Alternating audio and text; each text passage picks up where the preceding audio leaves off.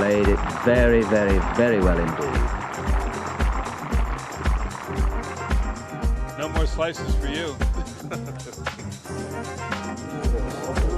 Oh, look at that for judgment.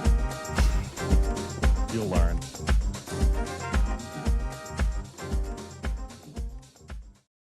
Hello, welcome back to Sliced. We've had a week off and it's been a rusty start because this is take two to episode number 30, as it says here on my screen. Sam, nice to see you. You went on holiday, but I've actually, in the first take of this, I found out it wasn't really a holiday and you were working. So how was Cornwall anyway? Cornwall was lovely. Yeah, I was just doing a little bit of freelance work for a golf company. So yeah, just taking some photos and videos of some lovely links courses in Cornwall, and it was nice. I've not played a load of links golf in my time. It's it's a bit of a challenge. I mean, golf is generally a bit of a challenge, but links golf particularly, that's sort of sort of tight lies, and especially at the moment with sort of very dry conditions, it was tough, but a very enjoyable few days, and got to see a really nice part of the country actually.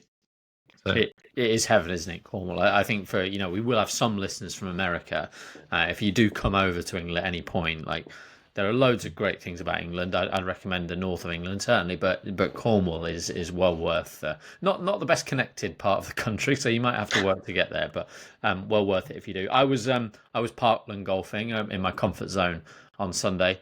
I parred the two hardest holes on the golf course, because my trusty putter came back to life, and one of the opposition two ball didn't speak to me for the entire back nine. So that was fun, and me and a good golfer rounded out a 4-3 victory with a bit of time to spare. So it was good. Is this a friend of yours, Ben? It is a friend of mine, but yeah.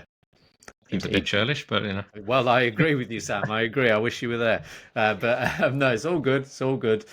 We had the last laugh, and it was nice to play. I'm playing pretty well, generally now, and I've just signed up actually to England Golf. I've paid my £49, and I can get a handicap because I'm not a member of a golf course. I'd like to have a handicap again, and then I've gone to sort of tell it what I shot yesterday. Not allowed to do that. You have to sort of, swear an oath before you enter a scorecard that the following round will be verified. And the problem is you have to have a playing partner who also has the England Golf membership and app. So this is the worst £49 I've spent since I last wagered on a certain golfer, I suppose. But I need to get my friends, even the one who's not speaking to me, to sign up so I can get my verified handicap. And the great thing about this, Sam, I'm not going to go into it, but my friend thinks I should be on a lower handicap because I'm capable of hitting good shots, which is not really how it works. And at the time of the complaint yesterday, I was on 14 points after 8 holes. So, it's about right. Anyway, once I get my handicap, it's going to be even higher. So once I've got an official handicap, I'll be able to say, well, I'm sorry, the app and the world handicap system disagrees with you. Well, it's good. I mean, like you say, when it's official, at least there's no room for saying, "Oh, you're cheating" or whatever. Exactly. People have accused me in the past because I've never had an official handicap. People say, "Oh, you're a sandbag" or whatever they call it. But I'm like, I'm really genuinely not. You've just seen me hit a few good shots, and I track. I don't use England Golf, but I have one of these free apps where I track my handicap, and it's actually much higher than I actually play. I play off 20, but when I look at this app, it says I'm like 24. So, I'm like, anyway. For me, the frustration, and so we're going to, this is too self-indulgent, but the frustration for me is I'm the high handicap player in our 4-ball. And I'm not allowed to hit good shots because whenever I hit, I made a 20-foot putt on both of these holes that I parred. And instead of saying nice putt, I get stick, and it really takes some of the joy out of it for me because ultimately I like a 4-hour walk with friends, but what can you do? Anyway, right. I think that's everything we needed to cover in the preamble except the survey. Do you want to do the survey? Oh, yes, the survey. Yes. So you may have already completed a survey for us, in which case, thank you very much. If it was done on SurveyMonkey, however, we may need you to do it again because we had some problems with getting the results we needed. So I've created a new one, which is on Google Surveys or Google Forms, I think it's called. So if you've already done one, if you wouldn't mind spending another couple of minutes to do the results again, that would be great. If you haven't done it, please do just take a couple of minutes. It really doesn't take that long. just to let us know what you like and what you don't like about the show, because it can help shape what we're going to do going forward. Yes, now people will be able to write in the comments box, can you please stop talking about friends we don't know, rounds of golf that don't matter, and events that should have remained private. So you can put that in the feedback. Exactly. And let's talk about an event that definitely does matter, which was last night's Wyndham Championship, where Cameron Young finally got over the line. He previously had the most runner-up finishes on the PGA Tour without a win, but he is now, I am told, the 1,000th winner in PGA Tour history, Ben. He definitely isn't, is he? Because several of those were before the PGA Tour was founded. But there we are. They count them. They do count them. Just like Tiger Woods has won the WGC Mexico 7 times, having only been to Mexico twice. It's just one of those remarkable statistical anomalies that we have to accept, a part and parcel of the modern PGA Tour. Anyway, Cam Young, he was brilliant. He had the best putting week, I believe, of any player on the PGA Tour this season. He has improved his putting. It's not like he's not ranked 150 this season. He was already in the top 30 or so. And when you combine his prowess off the tee, which has not been as reliable as it was during his rookie year, but is still it's a massive strength that he has there, a massive weapon. You combine that with being an above average putter, and you've got a very, very serious player. And maybe we'll see him properly fulfill that now. He's already got a great career if he retired today. PGA Tour winner with a couple of runner-up finishes in majors. But yeah, fantastic. A blowout win, and amazing that the 3 biggest winners of the year are Thomas Dietrich, Cameron Young and Scotty Scheffler. It just shows you to remain open-minded is really important. I think the interesting thing about Young, Ben, really is that, if you look back the last few seasons, he's been an elite ball striker, or very good off the tee, like I say, good approach game, and a poor putter. This year, he's almost completely reversed that. His sort of long game has not been good at all by Cameron Young standards, and his putting has been generally very good. But this week, he talked about it actually in his press conference. He talked about the fact that he had basically gone back to sort of an old swing thought, basically just trying to hit just draws. For the entire week. He said he did it in practice last week, and he wasn't playing the 3M. Started working on just hitting draws, decided to just stick to it. And he said he saw a few holes where he thought, actually, normally this would benefit a fade, but I'm just going to stick with what I'm doing. I'm just going to keep hitting draws. And that has to have something to do with the fact that he's just won by, a landslide. Well, I think it was 5 in the end, but there must be something in that. Just going back to something, sticking with it. Obviously, something's clicked. And now he could be a dangerous player over the playoffs. I mean, when he won on the Corn Ferry Tour, 4 years ago now, he won again the following week. So he's one to look out for, I would say. Going forward. It's interesting, that note about the draw. I hadn't picked up on that, and just immediately think, there aren't many players who hit a draw on the PGA Tour these days. It's like a 99% fade rate. One player who does and has always done it is Lucas Glover, who won the Wyndham Championship the year before last. And one of the other obvious ones is Chris Kirk, who finished, 3rd or 4th or 5th, somewhere like that yesterday. So I think it is probably a good course for those who draw the ball to Wyndham. But yeah, everything came together. And one of the things I found interesting, and to go back briefly to that Dietrich comparison, is that both of them were clear leads for the first time in their entire top-level careers. So Cam Young had never led on the PGA Tour, and Dietrich had never led on his own on the DP World or the PGA Tour. So, sometimes we're hard on players who keep banging on the door without it opening. And in both these cases, they've had a really big opportunity and they've taken it. And for both, there would have been a lot of pressure. And let's not forget Cam Young bogeyed the first hole. And I think when he bogeyed that, at the time, when he'd missed his par putt, I believe Echevarria was still to putt for birdie, right? And all of a sudden, it could have been a 3-shot gap. And I think a lot of people would have made some assumptions at that point. But then he rattled off about 6 birdies in a row. Incredible golf. And yeah, he's vaulted himself firmly into the Ryder Cup picture now. He's 15th in the standings. He's obviously a good course fit. We've got 2 events of qualifying left to go. He's probably right up there. And for me, it'll be interesting. It's really hard to work out where only Keegan Bradley knows, I suspect, like where the hierarchy is at the moment with him and someone like Chris Gotterup. Like they're very similar players. Can you take both? I don't know. It's worth noting as well that he had, I don't know if he still does, but he certainly held the course record of Bethpage Black for a little while. And he's won an amateur event there in his younger years. So So yeah, but you're right. Him and Gotterup, very similar type of players. You probably feel maybe unlikely that both of them will go, but who knows? I mean, there's so many.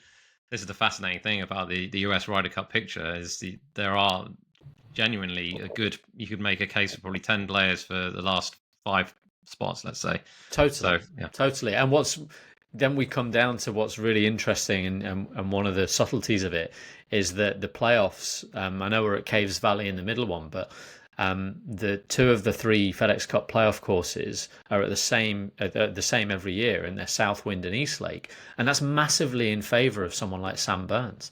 yeah, It really is hugely in favour of people who just happen to like those courses. Xander Schauffele, for instance, brilliant player, so arguably it wouldn't make that much of a difference. But essentially, every time he goes to Eastlake, he plays well. And given that Eastlake is a flat start FedEx Cup shootout, for his bank balance, that's a massive thing. Whereas if you just get a really good player who doesn't particularly like Eastlake, it can affect quite a lot, and it could affect wildcard selections. It's why I think Sam Burns will almost certainly get in, because I find it hard to imagine him playing badly over the next 3 weeks. Whereas someone like Young or a Gotterup, if they go off the boil, all of a sudden what looks a cast iron case today won't look a cast iron case at the end of the Tour Championship. yeah, exactly. Yeah, I wanted to talk about something else, Ben. So obviously now we know who's playing in the playoffs. We know the top 70 on the FedEx Cup standings. I wanted to just look at the players who've missed out and just sort of talk about who we're kind of surprised about, who's missed out. And I wanted to, I had a few names for you. I don't know if you had any on top of this, but my friend Ben Ann, 74th, unfortunately missed the cut, and that was the end of his chances, really. I did pop him a message and sort of said, hard lines, what's your plan now? And he said he will play most of the 4 series events, because ultimately for someone like him, that could potentially get him into those first couple of signature events in the beginning of next year. Adam Scott, 90th, slightly surprised at that. I mean, obviously he's getting old. Let's not sort of beat around the bush there. He's getting on a bit, so it's going to be harder and harder every year. But you look at his, how good he is, how great he played in the US Open and things like that. It is slightly surprising to see him outside that top 70. Tom Kim, 94th, I was slightly surprised about. I mean, him, a bit same with Ben Ann, really. End of last season, they were playing some really good stuff. They obviously went toe-to-toe with the Genesis Championship in Korea. And I thought that might be a bit of a springboard for both of them going into this year in America. And that hasn't really proved to be the case. And lastly, Austin Eckroat, 107th. I mean, the thing that really surprises me with Eckroat is he's been in all of the signature events this year. And it's quite hard, I think. Once you're in all of the signature events, it's actually quite hard to finish outside the top 70, because you're getting so many points for those events, even if you don't finish that far up them. But I don't know if you had any on top of that. Well, it's interesting that, because I actually think in some ways it's the unspoken challenge of the signature event schedule. And maybe Adam Scott's a better reflection of it. Like, you're right, there's a lot of sort of free points. If you play well in a signature event, and finish 20th or whatever, you're going to get a lot of points there. You would have to finish a lot higher up the leaderboard in an opposite event to get an equivalent number of points. That being said, someone like Adam Scott, who plays an almost exclusively signature event schedule, just a couple of exceptions, you're playing against the best players on the PGA Tour every single week, and you can play really solidly and just not get those big weeks that you need to accrue a lot of FedEx Cup points. And he'd be a really good example of that. And actually, although it's a flawed statistic, I think in this case it does give us some indication. So you take Adam Scott and Tom Kim. Tom Kim is about 105th in strokes gained total this year. So a player like that's kind of what you should expect. It doesn't translate perfectly, but the player like that is going to really struggle to make the playoffs. The only way they can do it is with a big spike week. You can be 105th in strokes gained total, but win an event. Adam Scott is 60th. So he's among the top 70 players by that measure. And again, it's a flawed metric. But it just, for me, underlines the difficulty of his schedule if you're not quite on it, or you don't have that week where you capitalize fully. So it's a shame for Adam. He's not got anything to worry about in terms of his future playing opportunities. He'll get invites to signature events if he wants them. He will have his card regardless of, even if he falls outside the top 100. He might be someone who doesn't play a lot of fall golf because he doesn't need to. But yeah, it's tough. It is tough now, the top 70. I know one of the other things, Nathan Hubbard, I think he's the Ticketmaster CEO, isn't he? And Mark Hubbard's brother.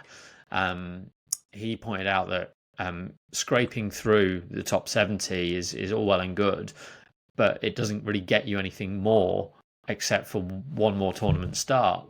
And it's really hard. So I think I've got the maths of this about right. Matty Schmidt crept through in 70th to get to the BMW Championship and earn those signature event starts. The absolute worst he can finish is 10th.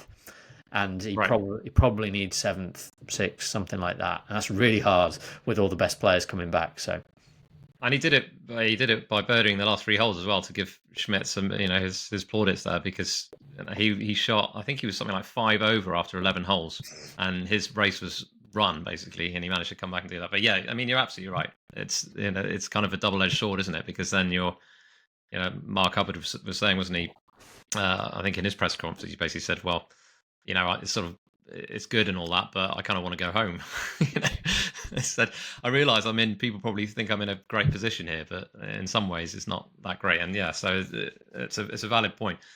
But I think you're right in the sense of, yes, you are playing against the best players in the world if you're in those signature events, and it's going to be harder for someone, maybe someone like Ekro. I don't know if that's a fair example, to be able to get those sort of top 20 finishes that he needs. But at the same time, if you're in those events, you must have a pretty high ceiling, I think, to even make it in there in the first place.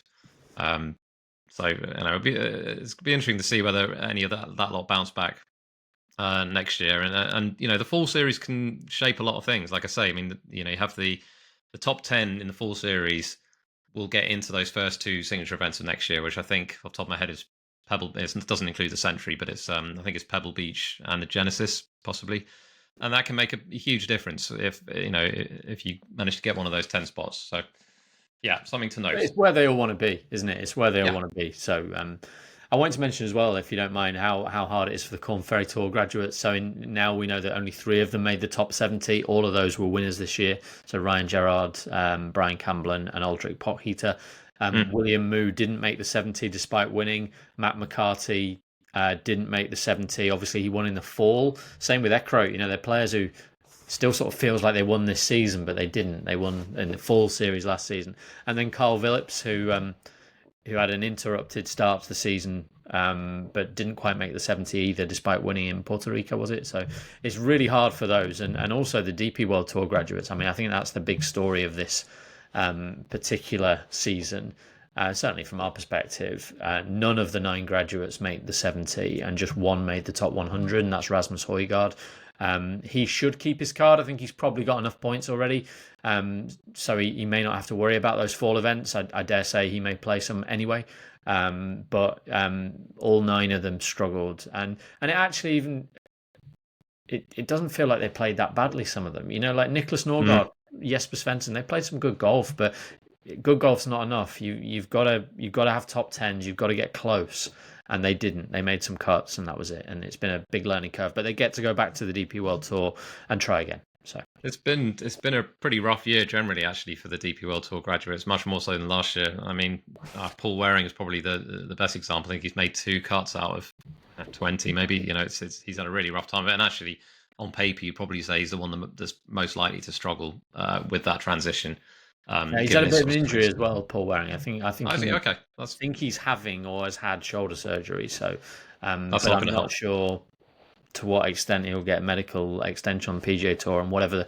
Even if he does, the terms of it will be really difficult. But I think he probably viewed it as a bit of a free shot, and it's not worked out. Oh yeah.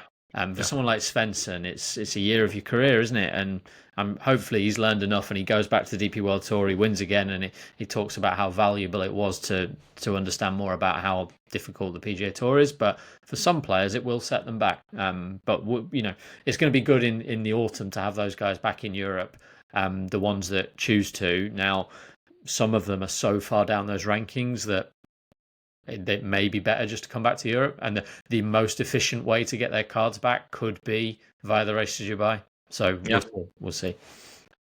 Right, on to the Women's Open. I don't know if you saw much of this, Ben. I watched a good amount of it yesterday. Miyu, Yamashita, I'll say Yamashita, but they were all saying Yamashita on the coverage. But yeah, she won.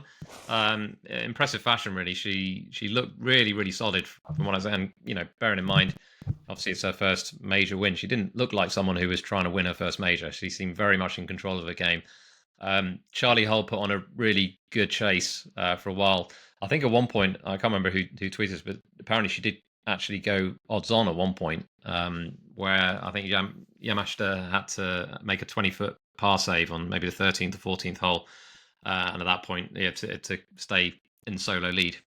And she did. And at that point, she, after that, she just kind of managed to keep that gap from Hull, who sort of slightly faltered towards the end. But yeah, did you watch much of it? I saw the end yesterday. I watched a lot over the first 3 days, but then yesterday I was playing myself. But I got back just in time to see Charlie's 2nd to 17th.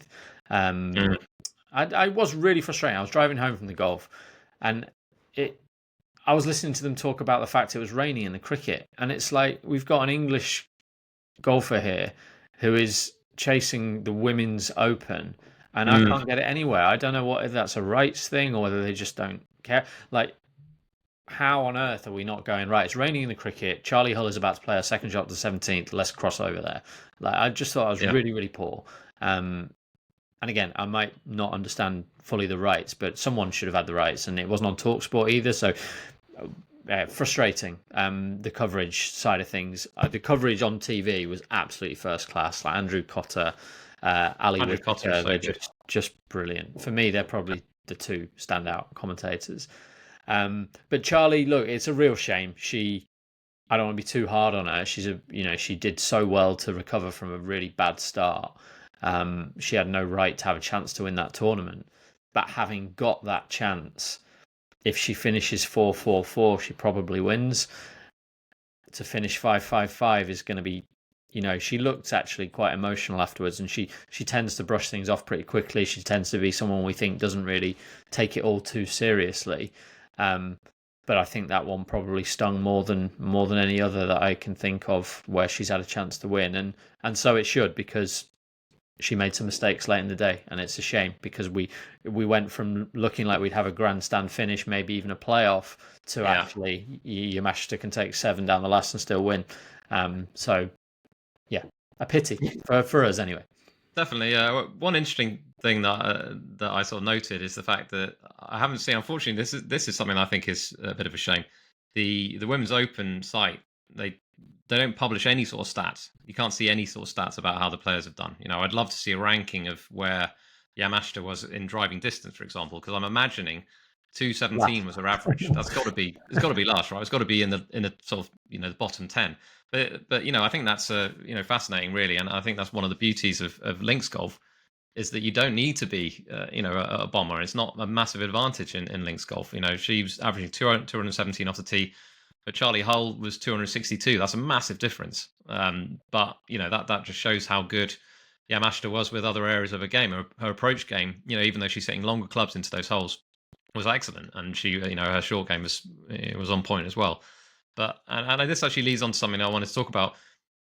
Do you think with this and the Senior Open, I know you're not a big senior watcher, I'm not either, but should the Opens be exclusively on links golf like the Open? Because it feels to me like they should be on links courses.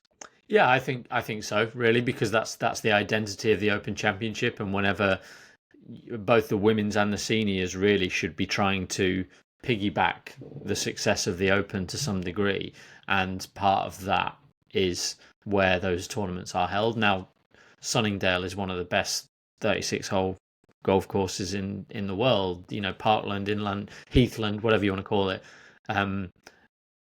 It's not a slight on the venue, and some of the other places they've gone in, the women have been to Woburn, haven't they? And again, a fantastic venue. It's not a slight on those places, but it doesn't feel right to me. And certainly a Senior Open, whatever my personal thoughts about senior golf, slightly silly thoughts about seniors golf, I will watch a Senior Open. I watched it when Alex Checo won at Porthcawl, funnily enough, but I'm not really interested in watching it if they're playing inland. The part of the fun's taken away. Now, do they have the luxury of having being able to pick and choose where to go? And I'm probably not, but I know the Women's Open's going to Royal St George's for the first time, isn't it? Hopefully it goes to Portrush, if that's not already in the works. It should be. So I think they probably understand that it would be better to play links, and there are probably some issues that other people who know more about it would be better placed to comment on. But yeah, ideal world, links golf. Would like to see it, yeah. Last night, before we move on to other events, this intrigued me. They did a little VT with Charley Hull. I don't know if you saw this. You're in the game now, can't you, freelance journalist? VT. I'm hoping you didn't see this because I wanted you to have a guess on this, right? So Incy Mehmet, I think, did a little interview with Charley Hull, and she said, gave her various questions, one of which was, who would be in your dream four ball, right? And she went, I'm going to ask you what you think the last one is. She went, Tiger Woods. So you're thinking, okay, he's in most people's dream four ball, right? Seve Ballesteros, apparently one of her heroes growing up. See if you can guess the third. I don't know, David Guetta or something. Donald Trump. Oh, come off it, Charlie. That's that ruined, isn't it? Yeah, I mean, look, I'm not going to get into politics. By God, I'm not going to get into politics. But even if you're a Donald Trump supporter, to put him in your dream four ball, I mean, that is a massive stretch. Well, for someone who's a known cheat. You know you're going to lose because the bloke cheats. Well, so exactly. That's that ruined. Oh, unbelievable. There's that. Was it a Crystal Palace player? Might have been a different. There's a footballer, isn't there, who did his dream dinner party, and he went like Genghis Khan, Chairman Mao, and like Hitler. And he was just like, just be really fascinated, just fascinating people. So you've got to have dinner with these people. You've not really thought this through. You can, if you're fascinated by them, read about them online. Go on Wikipedia, mate. Don't invite Genghis Khan around for dinner. That's madness. I can't remember who it was. I'm sure some listeners will know immediately what I'm talking about. Others will think, why have you mentioned Hitler in this episode of Sliced? Which, on reflection, I might not have done. But yeah, Charlie's, I suppose, not that bad when you think about it. Well, maybe not. But yeah, I just found it slightly jarring going from Tiger and Seve to Donald Trump. But anyway, it's admirable that she feels comfortable saying that as well. She's so honest. We talk about this is true. Part of the appeal of Charley Hull is she says what she thinks. Yeah, and I admire the fact that she's not going to go, I'll play it safe here and say, Jack Nicklaus or whatever. She's gone full in Donald Trump. Yep. Right, the Hotel Planet Tour, it was the Scottish Challenge. Scotsman Daniel Young won. Now, you'd actually mentioned him when we were doing our Open final qualifying previews. I believe he was a little winner. Was he on the radar? Yeah, because not only that, he had more experience of that golf course than just about anybody in the field. He was just about favourite. So, for me, I preferred, say, Eddie Pepperell, for instance, who's an ever so slightly bigger price. And Eddie's a better golfer than Daniel Young, with respect. And their form coming in was broadly similar. The one thing I want to say, well done to him, though. It's his first Hotel Planet Tour win. He's in his early 30s. He's had to grind. His family were there to watch him. He double bogeyed the first on Sunday and then was bogey free thereafter. So a seriously impressive performance. The one thing, he went into the Open with, he went third, second, then he qualified for the Open.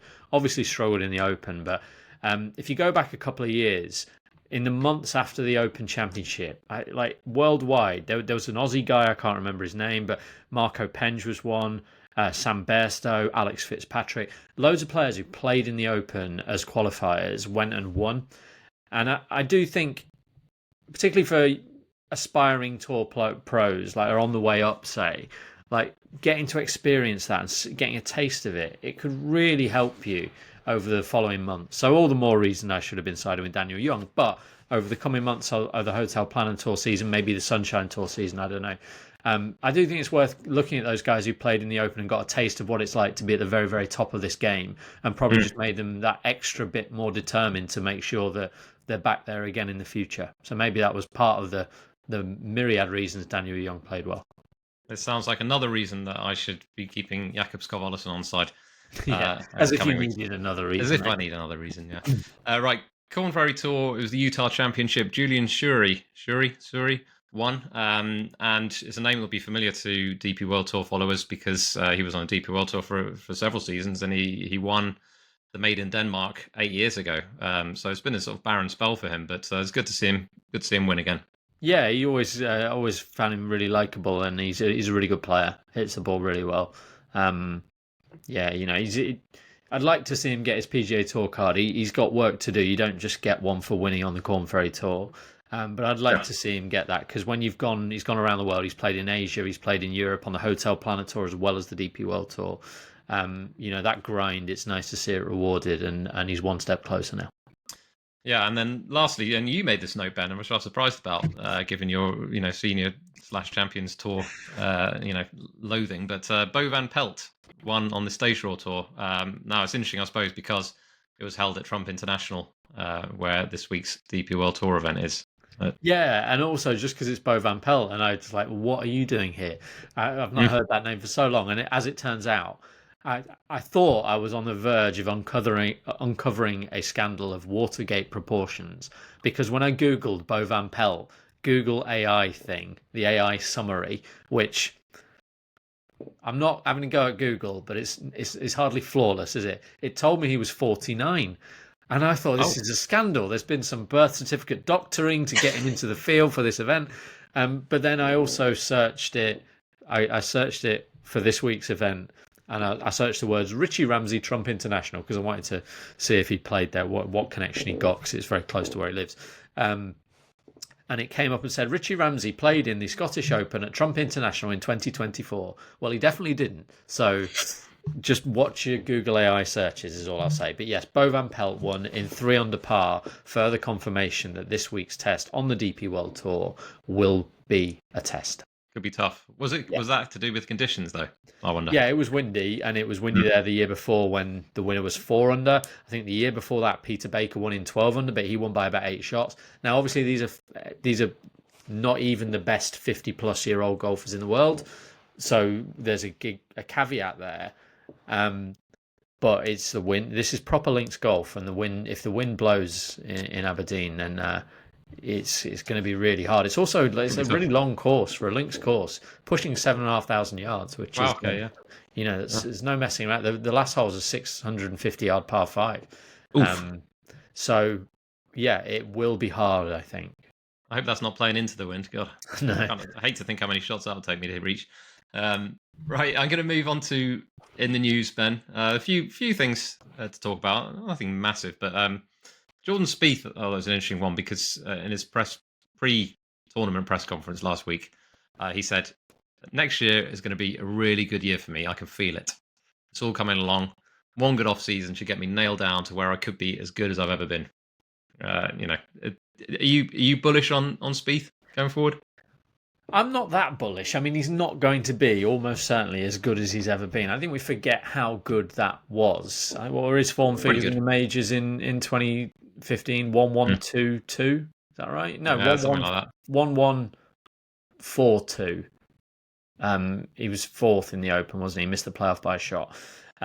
I don't think he's ever going to be that good again. I don't think that really is in question, but I admire his positivity. He has had some excuses. He had surgery. He was carrying an injury for a very long time. He probably should have had surgery much sooner. He's had a kid.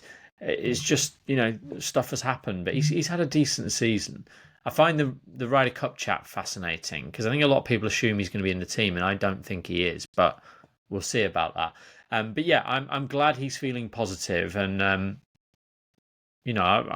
pretty hopeful that he'll have a good year next year. Yeah, why not? I think this year was always going to be, where are we following? It's wrist surgery as well. It's a big deal for a golfer. Short of neck and back, I think that's about as significant as you could get. So yeah, I have no issue taking him at his word. And one other thing I'd say about Spieth is he's always been a very good judge of his own game, even if I think he's a bit over the top here. I remember when he won the Open in 2017, he came out the US Open and basically said, I know I finished 30th, but I play well enough to win that tournament, and I'm really looking forward to the next. And he won his next 2 starts. So I think he'll prove himself correct again. So next up, Ben, Happy Gilmore 2. Now, I think I remember you saying, if I'm not mistaken, that you'd never seen Happy Gilmore 1. So I'm assuming, therefore, limited interest in Happy Gilmore 2. Zero interest is a better description. Zero, okay. Zero. Even though, even if Michael Block had got his wish and come in as the stand-in for Adam Sandler, as we saw last week in another unfathomable moment in the life and times of Michael Block. Yeah, it doesn't interest me, but that's not. I'm glad people are enjoying it. Sort of a bit like the Oasis gigs, actually. Like, although I did try to get a ticket for Oasis last summer, I was in two minds. Do I actually want to go? And I tried, and I wasn't like heartbroken that I didn't get a ticket. And even now, I'm really, really glad everyone's having a great time. Like, I know Niall Lyons went, a friend of the show, and he had a great time. It's like one of the best days of his life. Well, I'm really pleased. But I'm not bothered that I've not been able to go. And although I don't think anyone's going to have the best day of their life watching Happy Gilmore 2, if people are going to the cinema to watch it and they come out amused and satisfied with their £15 spent or whatever it is, great. I'm all for that. But I couldn't be less interested in watching it. See, I probably will watch it at some point. I mean, especially as it's on Netflix, right? I can just sit Is and it? come from my living room. Yeah, it's on Netflix. I'm still not watching it.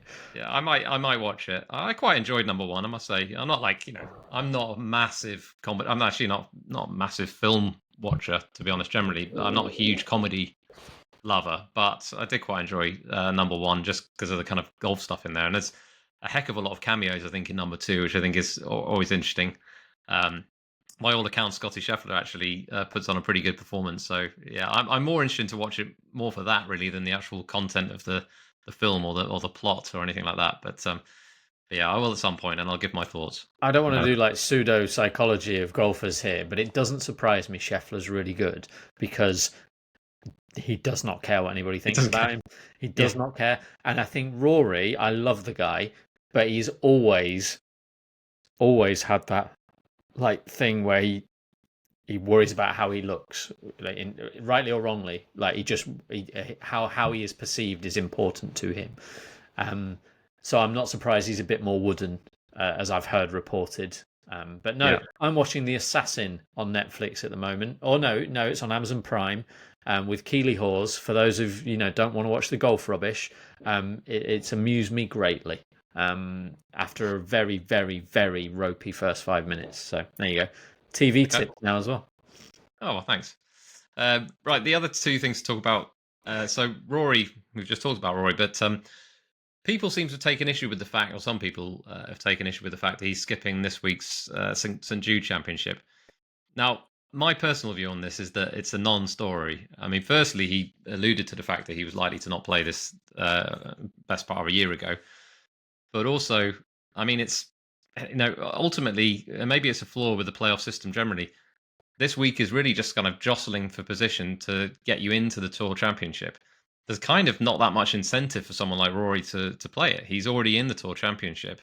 Yes, he could earn a lot of money, but that's not really going to be the top of his, list of things at the moment. And we know that he's got a busy schedule coming up. I mean, he's going to be playing, obviously he'll be playing Wentworth. We know he's playing in India. He's playing in Australia at the end of the year. I can very much give him a pass on this. I don't have any issue with it. But yeah, you got any thoughts? Oh, it's just nuts that anyone would criticise him for this. It really is, like, particularly because of the points you make. I think if he wasn't going to Australia and India, he'd still be perfectly within his rights not to play. But the fact that he is going to those places, like, no one should have any grounds to criticise him. Now, if it's different if people are criticising the system. But I would argue, although it's, maybe the sponsor will be disappointed or whatever, but I don't know. I've never really felt that even someone as big as Rory McIlroy, when you've got a world-class field, it's different for the Indian Open, the Indian Championship, whatever it's called. I can't remember the name of the tournament. That event will be transformed by his presence, obviously, as will the Australian Open. This event, whether he's there or not, I don't think it makes a big difference. You've still got many of the best players in the world. No one's going to be going, I'm going to get a refund. I was really looking forward to seeing Rory. Scheffler doesn't really do it for me. There's enough there to satisfy everybody who's going. It's also Memphis in August. It's stupid that they're there in the first place. The golf course is not for everybody, let's put it that way. And he's had a really exhausting year. Like, give the guy a break. I don't know. It's just, I'd say the same for anybody, whether I like them or not. No one has to play. I'm actually surprised that the field isn't like 50 players. Now they've changed. Yeah. Now they've changed the format. Maybe not 50, maybe 60. But I'm surprised Scheffler's going. I'm surprised Schauffele's there. Schauffele might be further down the FedEx Cup, I suppose. Anyway, basically, if you're locked into the Tour Championship already, what is the point? I would say. not a great deal of point.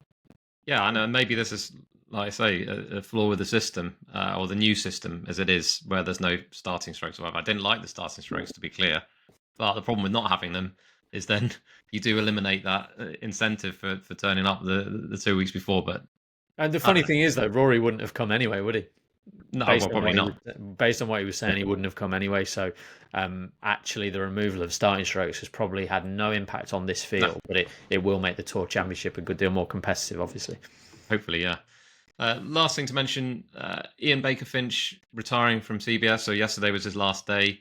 I mean, I've enjoyed his work. Obviously, we don't get a great amount of CBS coverage nowadays, and I was quite amused. I don't know if you saw this, Ben, but yesterday, after Cameron Young had won and he'd done his interview with Amanda Balionis, which we did get to see on this occasion, Amanda said, "Right, I'm going to hand over to you, Ian, for your final send-off," and he goes, "So the 1,000th winner on the PGA Tour is Cameron," and then it just cuts. And then we're sent to the studio where Josh Antman then talks about it. So I thought, well, at least give Ian Baker-Finch his 2 minutes or whatever. How very golf coverage that sounds. Yeah, I wasn't watching, so I've always liked Ian Baker-Finch. I like the story of his career. I like that he's always going to be the answer to the question who hit it out of bounds off the first tee isn't Andrews. I think it's he's always come across very warm, very good at his job. And I think you always learn more about people by what those who've worked with them say, right? And we've seen Australian golfers like Cameron Percy saying, when I was a kid, he couldn't have done more for me. You've got broadcasters. You've got Jamie Kennedy, who works in golf media, social media in particular, saying Ian Baker-Finch really made him welcome at the 2019 President's Cup when he didn't have to. So, yeah, no bad words to say about him, seemingly. And he'll be a loss to that booth, as I believe they call it. Someone made a suggestion that the reason he's leaving might be because he's going to live. I don't. No, come off it. Surely not. Surely not. This is like when you told me Charley Hull likes Donald Trump. It can't be true. Simply can't be true. Right, I'm going to take us on to the world of golf this week. We will start with the DP World Tour, of course.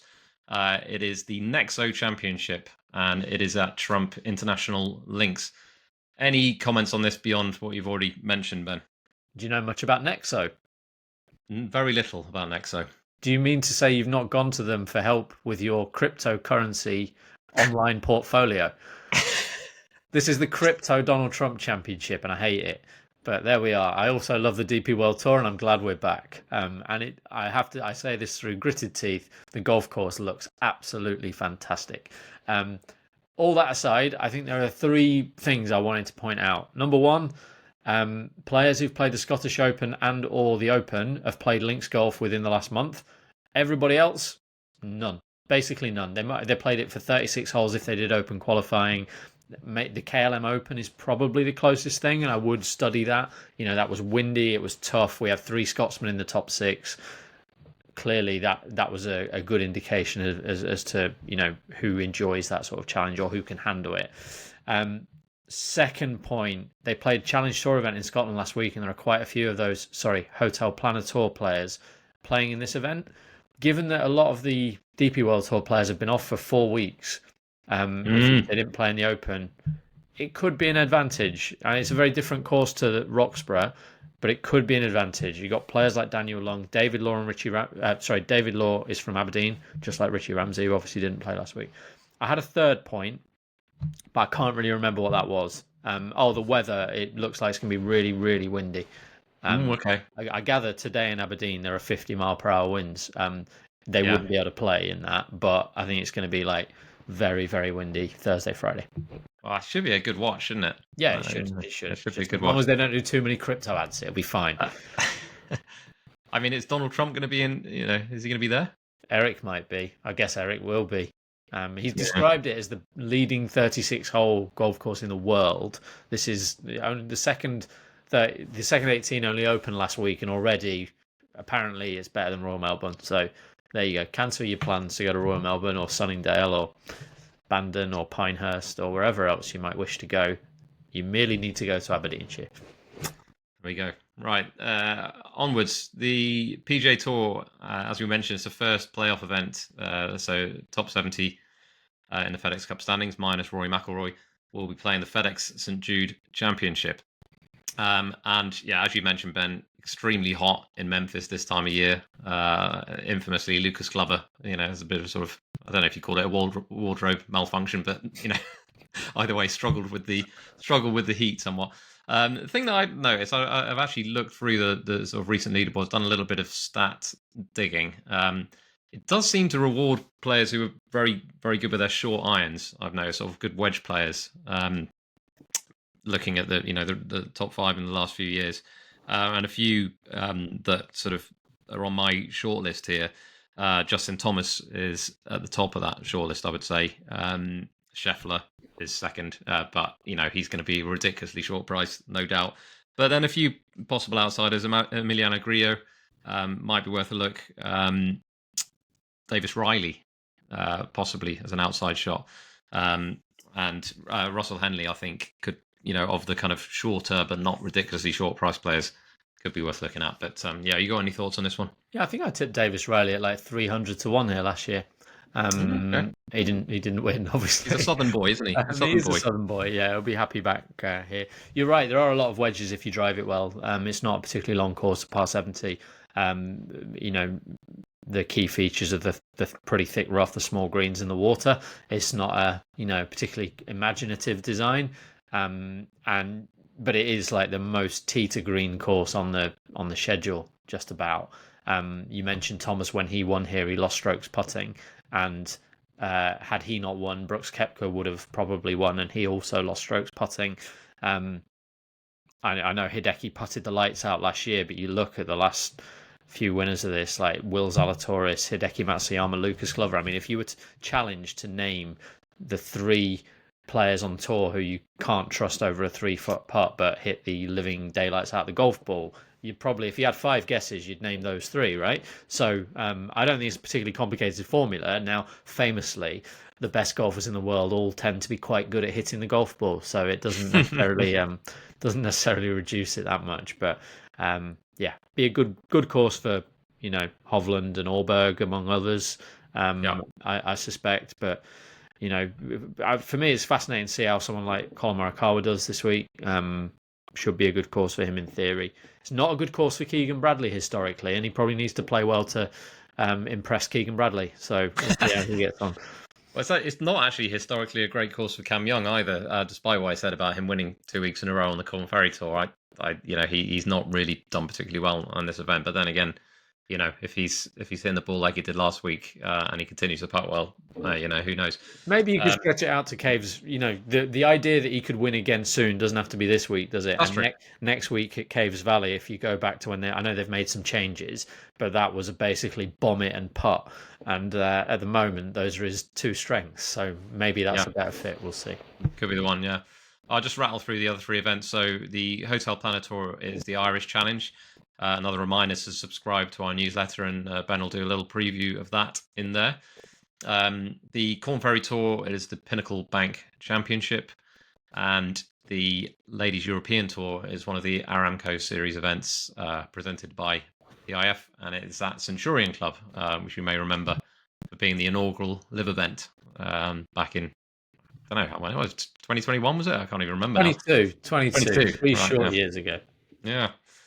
Player tracker, Ben. We haven't done this for a couple of weeks, but both Angel and Elvis Smylie are in the field this week. Have you got any thoughts on either of their chances? Yeah, I'd like to swap players this week if we could. Okay. You think Elvis could do well? Well, if I had to pick it, I'd probably lean towards him. Now, that's relative to price. He'll be a much bigger price because his overall form the last few months is not as good. But I think he's better suited to this type of golf. Like for Angel, it's a little bit alien, I think, at his time. He nearly won at Alcanada, the Challenge Tour Grand Final last year, which is windy, but it wouldn't interest me at all. Whereas I think he might do a lot better over the coming weeks. Yeah, I can see him playing really well at the Belfry, actually. Okay. All right. It's interesting to know. And obviously, I will point out, Ben, that we're going to be at the Belfry on the Tuesday. Now, I don't actually know. I don't know if you know the answer to this, Ben. I don't actually know whether public are allowed in that particular day. But if they are, please come and say hi to us. We're going to be hopefully getting some content with the some players in the field. I'm going to ask some questions. We may even do a little bit of caddying and practice rounds if we're allowed to. But yeah, we're looking forward to doing something kind of in a live setting for the first time. Yeah, it'd be fun. All the more reason as well. I think incumbent upon me to say, follow us on Instagram. I don't think I do. I don't know if I have an active account, but you should, because we'll hopefully post some stuff there. But yeah, British Masters. I think it's open to the public on Tuesday. Certainly is Wednesday, but I think it is Tuesday as well. Okay, good. Right, our fantasy update. So Lewis Blaine is back in front. Ewan Sillars is in second place. So obviously it was a week off last week. So we're back on with fantasy picks. So please do your picks and see if you can jostle for those top positions. Ben, have you got your 6 players for this week? Sort of not really, but I'll do it anyway. Matty Jordan, Richie Ramsey, Nathan Kimsey, David Law, Joachim Lagergren, and Ewan Ferguson. Now, you may notice that 5 of those 6 you probably wouldn't have done. Their surnames begin with a letter in the first half of the alphabet. I haven't got to the second half of the field yet in my analysis, but obviously I know full well that Richie Ramsey is from Aberdeen. He loves links golf, and he was 4th in the KLM Open, so there's a really, really straightforward case for him. But the others, I've gone through and liked them for various reasons. That's not to say they'll make the final cut in my own preview, but yeah, links golf, players who can play links golf, I think it's the way to attack it. So who did you come down on? Yeah, I mean, I've definitely gone with the links form. Matty Jordan is my captain for obvious reasons. Raitan, because he played pretty well in the Open, and generally he's just he's in very good form lately. John Parry had a really good Open Championship. Slightly put off by the length of the course. Actually, now you say it, Ben, and I'll confess I didn't even get as far in my research as seeing how the yardage of the course, which maybe I should have done. I dare say if the wind blows 30 miles per hour, they won't use the back tee on every hole, will they? So it'll probably play a good deal shorter. Yeah. But yeah, David Law, I've joined you on. I think, the fact that he played last week in Scotland and he's a local boy, I like that a lot. Eddie Pepperell I've put in there. Again, I have reservations over the length of the course. Now you've mentioned that, but he's been playing some decent stuff lately. We know he's got a good links record. Famously, nearly won the Open Championship at Carnoustie. And lastly, Martin Laird, who is an interesting member of the field this week. I don't know, is he playing on category 12? I don't know. I don't know how he's in, but yeah, I think he is. If not, it'll be a tournament invite, I guess, won't it? Be a tournament invite. He's been hitting his irons really well all year. And I read an interview where he's working on. You talked about Cam Young going back to an old swing thought. He basically has done the same thing, and it's been paying off. So yeah, we'll see. He hits the ball very high, so that would be my slight reservation. But that's good knowledge, Ben, and I didn't know that. Well, look, he won at a Windy Bay Hill. I'm not putting you off. I'm just it'd be fascinating to see how he plays, because I think he's got more about him in terms of form this year than most of these category 12 players. So I find him really hard to price, actually. I like a curveball in my fancy picks, you know that. So here's my one this week. Right, on to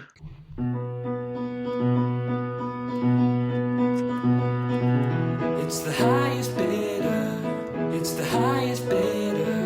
It's the highest bidder. It's the highest bidder. Right, the highest bidder. We have had a submission through, which is good, from Will Murray. And the topic this week, Ben, is, and this time I get to go first, and you get the chance to outbid with our new format. So, since 2007, when it first started, how many of the 15 different FedEx Cup winners can you name? I'm going to try. I don't need to write it down now. I can just say I'll try 8. 8 is high. 8 is high. I really want to go 9 because that's just me, isn't it? But I think I'll let you do it, Sam.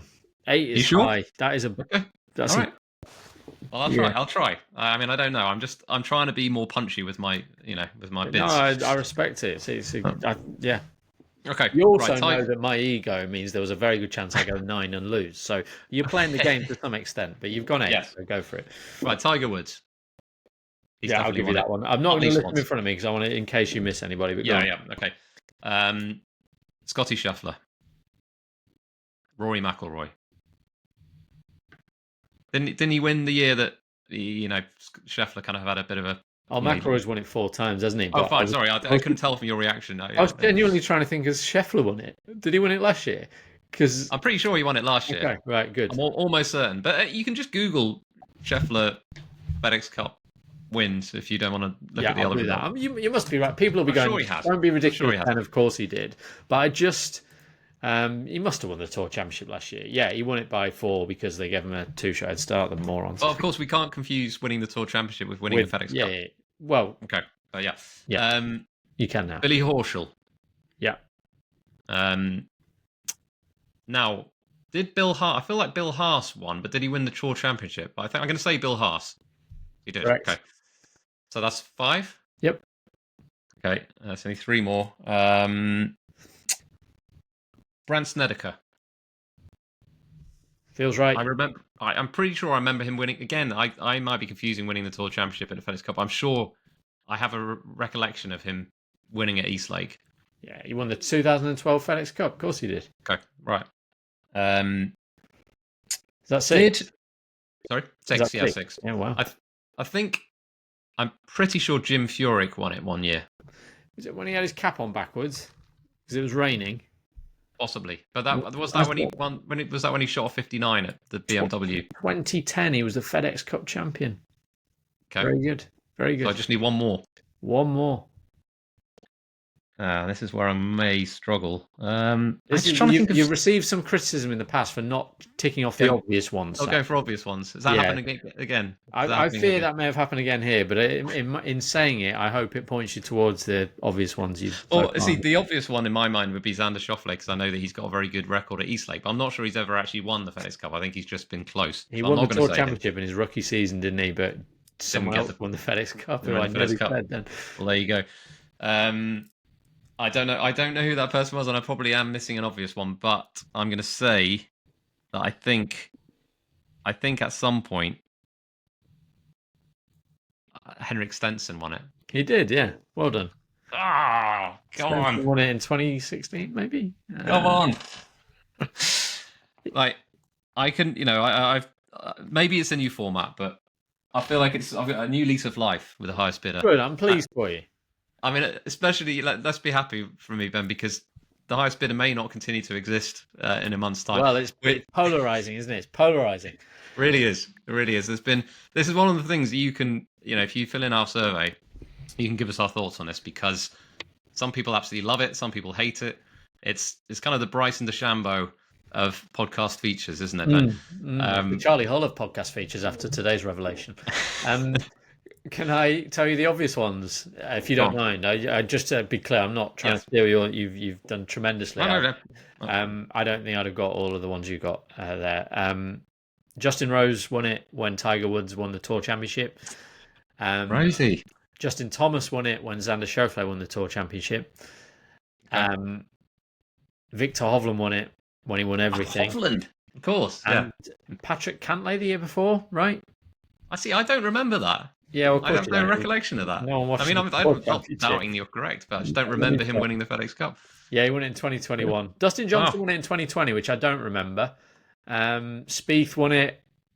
You've not missed many there, and then Vijay Singh, so you got most of them. Very well. I nearly said Singh, actually. I was between saying Singh and Stenson at the end.